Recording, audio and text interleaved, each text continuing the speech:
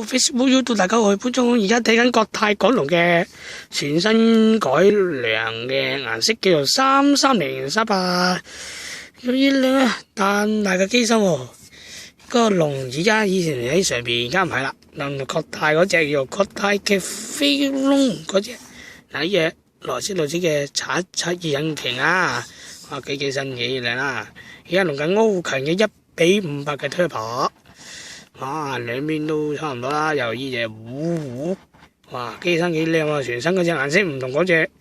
嗰一款嘢嘅，係啦，哇個機身嗱好啦，又英文有註冊編號啦，又嗰個咩咧，個顏色都幾靚啦，而家登機都飛緊啦，就一半